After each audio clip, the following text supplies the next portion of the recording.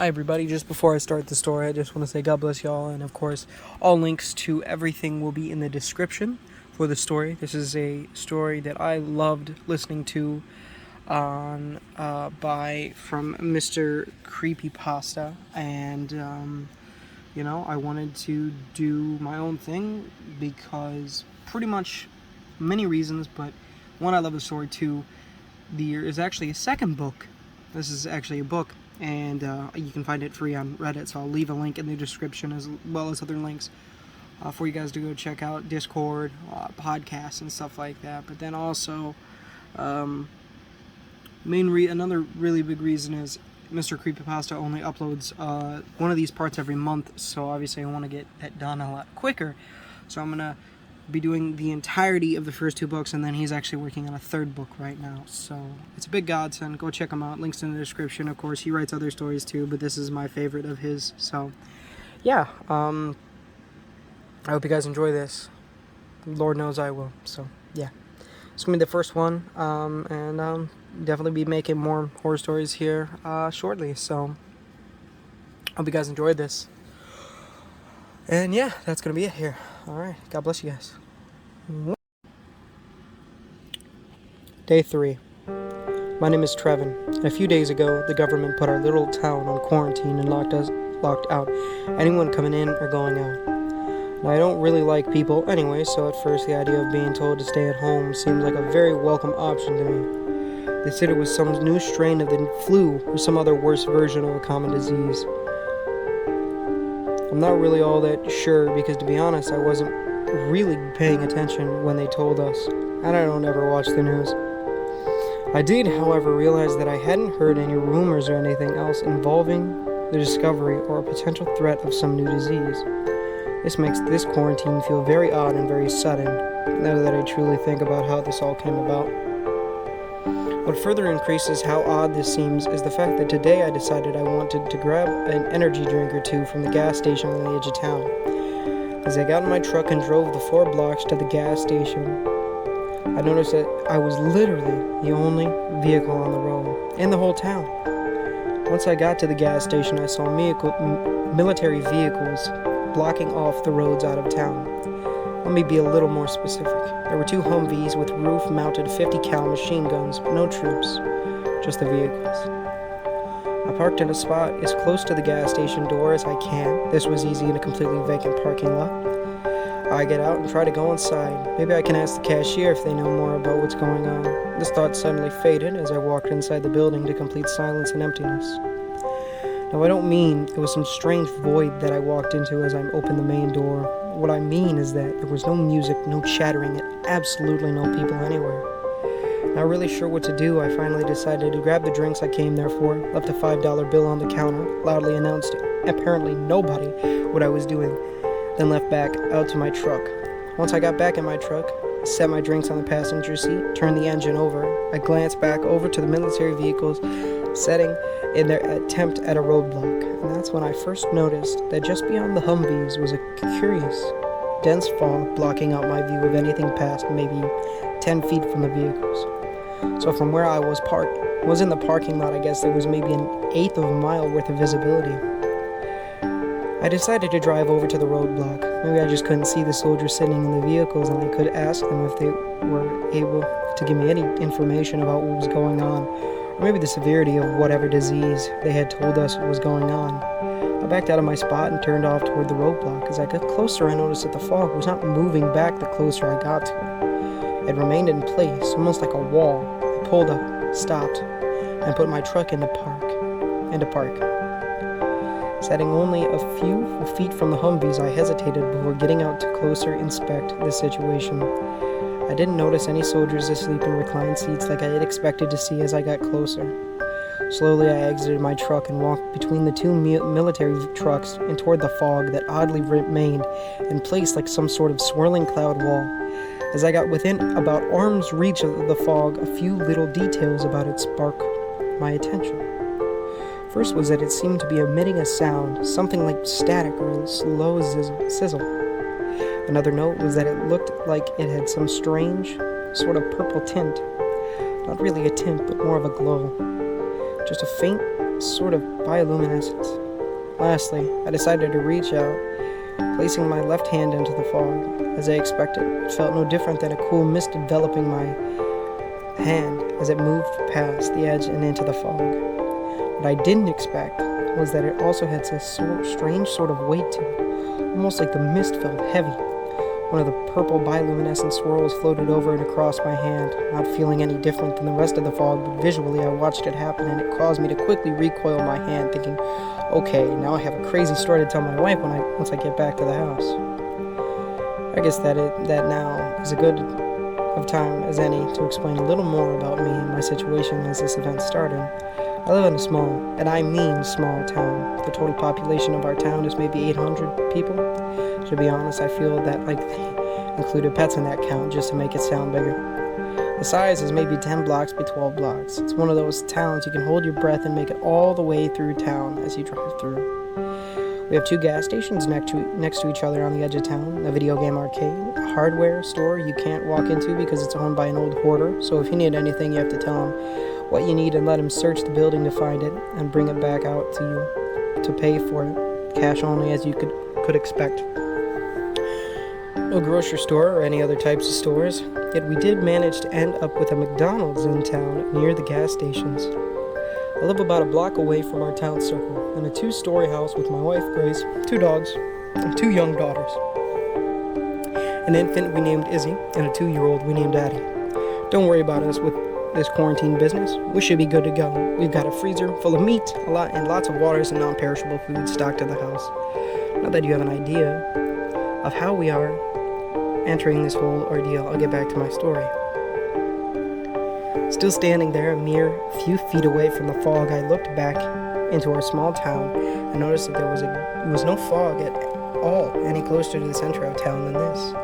I jogged back to my truck and got in, backed away from the roadblock, and decided to drive the 10-ish blocks to the other side of town. As I drove through town slowly, out of the corner of my eye, I saw a shadow flash past as I drove past an alley. I stopped my truck suddenly and rolled the window down to peer down the alley, trying to see what it may have been. After about a minute and seeing no further movement, I rolled my window back up and continued toward the other side of town, still moving through town, looking both ways down each intersecting street. I remained the only vehicle moving in the whole town. Once I got to the far side of town, I came to the same scene as I had before, on the only other road in and out of town. 2 Humvees sideways in a form of a roadblock, no soldiers in sight, and purplish gray fog just past the roadblock. It was then that I noticed that there was still no sound, almost complete silence, save for the sound of my truck, my breathing, and the sound of my own heart beating nervously in my ears. The lack of background noise was strange enough in this gas station earlier. As I got out of my truck at the second roadblock, I noticed that there were no sounds of trucks or cars traveling on the nearby interstate. No birds, dogs, lawnmowers, crickets, nothing. The lack of ambient noise anywhere in town unsettled me enough to make the decision to remain in the vehicle for the remainder of my expedition around town in search of answers. I decided to drive around the edge of town, curious about the fog, and as I drove my truck full circle around the town, I confirmed my fear. The walls of strange fog were surrounding our town, and the same military roadblock at every road out of town. I drove back home, grabbed the drinks off the passenger seat, and went inside. As I walked in the house, my wife, who was currently playing Barbies with our toddler as our infant crawled around the room exploring different toys lying about, said, "What took you so long?" Just then, realizing that all my exploring of the situation in town had caused my short trip to the gas station for drinks had taken nearly an hour. "It's weird out there," I replied. "Something is very much not normal in town," I continued, adding a look on my face to tell my wife that I had a story to tell her once we didn't have little ears listening in. Catching my hint, she assured our toddler she would be back to play Barbies with her in a few minutes and followed me into the kitchen, where I was able to tell her everything I saw was going on while I had been out. She then tried to pull out her phone and make calls to her family. This act taught us a very interesting fact about our current situation. Oddly enough, we had internet, but somehow limited. as if there was some sort of strict parental control over our entire network. YouTube, Plex, Spotify, and Google seemed to work just fine, but the phone, Facebook, text, Kik, any type of communication app did nothing more than endlessly load or wouldn't even open at all. No form of news seemed to be available to load either, so phones, tablets, and computers had been reduced to devices solely for entertainment. Together we decided to do our best to stay in the house as much as we could until we understood more of what was really happening. This decision being made, she went back to play with the children, and the dogs began to trail me around the kitchen as I began to prepare us something for dinner.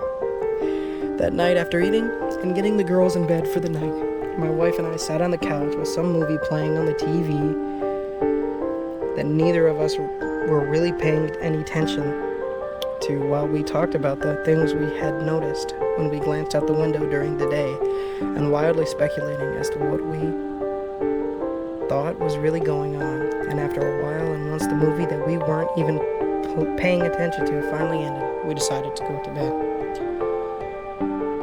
Day 4. I woke to my 2-year-old running in our bedroom, screaming at 6:30 a.m. Daddy, I want Cinnamon Crunch! Who needs an alarm set when you have 2 little kids? I thought to myself as I sat up. Apparently it's time to get up, huh? Okay, let's go get you some cereal, I said to her as I got out of bed and began to follow my daughter downstairs. While she rambled on about what she wanted to do today. I want to watch a movie. I want my tablet. Come sit with me on the couch. As we got to the top of the steps on our way down to the kitchen, our littlest lets out a cry, announcing that she was awake now too. I told my 2-year-old that we would get to one thing at a time and that I'd meet her downstairs after I brought her little sister to my wife so she could nurse her. So drop off the youngest to my wife and head back out of the room to get breakfast ready for our other daughter. I hear her yell to me as I reach the top of the steps again. Please make coffee, and strong. I'm on it, I reply as I walk down the steps. As I reached the bottom of the steps, my jaw dropped as I felt fear rise in the back of my throat. I yell up to my wife to get downstairs and see this. Soon I hear her moving upstairs, making her way with our daughter to the top of the steps and making her way down them. By the time she got to the bottom of the steps, I had moved over to the window on the far side of the room. What the heck? She explains as she hits the bottom of the steps. Looking out the window, the fog that I saw yesterday had crept into the town. It swirled outside the panes of glass. The violet hints of color had become more of a pearlescence, like looking into a puddle in the summer that has had bits of oil and chemicals spilled into it, shimmering rainbows of color as the light reflects off it. Our visibility out the windows had been reduced to a few yards past the road. I couldn't just make out the front door of the house across the street. I told you something weird was going on, I said to my wife. I told you, it feels a little weird, kinda heavy, but I don't think it's dangerous. Beyond the swirls of the odd fog outside, I saw nothing out of the ordinary. Again, today, however, I still didn't see any cars driving down the roads. No movement at all, really, so I walked into the kitchen and got breakfast ready and coffee started as my wife remained looking out of the window, searching desperately to find any form of normalcy in the purple rainbow haze our house had been engulfed in as we slept last night. As I gathered the various parts and pieces needed to prepare cereal for my daughter, both dogs wandered in the kitchen sleepily and sat staring at me next to the door, clearly asking to be let outside to do their morning business. Cautiously, I hesitated to look out the window and the door, unsure if the dogs would be okay out in the backyard in the fog. Okay, make it quick. Stuff's getting crazy outside, I said to Bodhi as I pulled the door open and let them both run out to the backyard to relieve themselves. Our 2 dogs are both 70 pounds. One boy, Bodhi, a pit bull, French Mastiff mix, and one girl, May, whom is sort of a black-mouthed cure mix. As the dogs run out door, Bodhi stops at the top of the porch, steps cautious to go out into the fog, but relents and quickly does his business and runs back to the other door to be let back in. May, on the other hand, has no hesitation as usual and sprints out to the yard and takes her time, then finally returns. I hate to admit to using the dogs as guinea pigs to see if the fog was dangerous, but letting them outside was truly just that. A test to see if it was harmful. Thankfully, it was not, and our dogs are fine. When I opened the door, I once again noticed that there was still no ambient sounds outside, no birds chirping, no bugs. I decided that even though the fog seemed to be harmless, there was something very eerie going on, something that made all the birds leave and everything remain quiet. Trevin, come here quick. I rush into the room where my wife is standing, still looking out the window. Look, she says, as she points over across the street. I look just in time to see a small orange glow fade off into the fog. What was that? I say, as I step closer to the window next to her, trying to peer deeper into the fog to no avail. I don't know. It looked like some small animal, a raccoon maybe? But it was on fire, just running down the street, she answered. We both stood in awe, trying to look further into the fog to see it again, or possibly catch a better glimpse of what it was. As we stood there, peering into the purple mist, our 2-year-old happily ate her cereal, humming along to what sounded like a Moana song playing in her head. Then we heard it. The first sound I had heard coming from outside since yesterday. It was a quiet at first, coming from further away and heading toward our direction and getting louder. Do you hear that? What is it? My wife whispers to me as we both lean toward the glass to hopefully hear better. As the sound grew closer, it became more apparent that it was some excruciating, animalistic screaming, like the sound of a rabbit in pain mixed with the terrifying screams of pain from a young girl. As the sound grew louder and closer, it was enough to make your skin crawl. I noticed that it was constant, like it was being made with one long breath from something with infinite lung capacity. Just as I looked, I was about to vocalize my observation of the sound of my wife explains. Holy crap, look! Holy crap, I hear Addie. We repeat behind us as my eyes focus on what my wife is talking about. She just coming into view as it ran down our street was that small raccoon-sized animal still on fire. The animal was clearly not a raccoon, but about that size. It had 6 legs and moved with an almost elegance. The head was somewhat large for its body and shaped like an upside-down triangle. Protruding from its face were fanged mandibles that looked like a mouth from the creature in those Predator movies. It had a tail that looked almost lizard-like, scaly and thick. It had no fur, but had tight, dark, almost black skin, completely engulfed in what looked like a fireball. The thing ran up into our yard, toward the house, got halfway to the house, and it changed direction. The fire following it the entire time, yet the animal didn't seem to even notice it. As it changed direction, it stopped for a split second and looked up toward our window. Our eyes met, and in a split second that our eyes were locked, my brain exploded with visions and my chest felt weighed down as it had been kicked in the chest by an MMA fighter. Horrific visions of blood and viscera, torture and mutilation, terrible visions flashed in my mind, so many and so quickly I could never describe each one, instantly causing my head to ache and nearly causing me to collapse to the ground. As quickly as it happened, it broke eye contact and skittered off back down the street. What happened? Grace said as she saw my stance shudder with the sudden psychological assault I had just endured. I wasn't making the noise, I said, ignoring the question my wife had just asked, not knowing how to even explain what I had just experienced. To this, she realized that I was right and turned back out the window just as another orange glow began to appear from the fog. This time, it was what was making the guttural screams that pierced our ears and almost hurt my heart to listen to.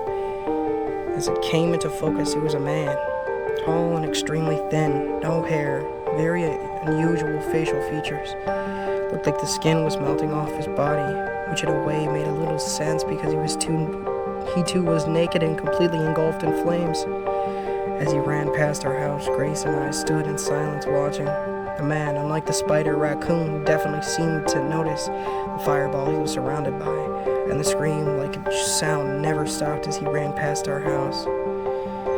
It didn't stop for him to take a breath, it didn't change pitch, but it was definitely coming from this man. As we watched, it became clear that he was either chasing or hunting the other spider creature that had just run past. He, however, didn't run into our yard, but continued straight down the street in the direction of the other animal. As he began to get far enough to fade from view into the fog, Grace broke our stunned silence. How about we close the blinds for now? Yup, good idea, I agreed as we both began to run up around the house, closing all the blinds. We spent most of that day leaving the blinds closed and pretending nothing was wrong, trying to keep the girls entertained. Only a few more times through the day did we hear the screaming or other unnatural noises coming from outside, and a couple times Addie questioned it, but we were able to keep her distracted by playing Barbies with her or having dance parties in the living room. After the girls went to bed that night, we sat quietly by the window, blinds open, both staring out into the dark of the night, watching, waiting, listening. After about an hour, with nearly nothing said between us, I broke the silence. Almost afraid to go to bed after how much changed as we slept last night. Not sure I want to know what will be different when we wake up tomorrow, I admitted as I stared into the night, the purple haze swirling just on the other side of the glass. Well, we can make sure all the doors are locked and stay up all night looking out this window, but I'm not sure that it's going to change whether or not things will change overnight, Grace replied, taking her turn to be the voice of reason. Yeah, you're right. Let's go to bed, I said, getting up to check the doors. As I approached the front door to check the lock, I heard another distant animalistic scream emerge from the fog, almost as if to remind me that this was far from over. We moved from our main floor to the upstairs, checked on the girls, and lied down, still both awake for the better part of another hour, laying in silence just to listen to anything coming from outside. That is part 1 of My Tiny Town Just Got Put on Lockdown. I will be continuing these in the future.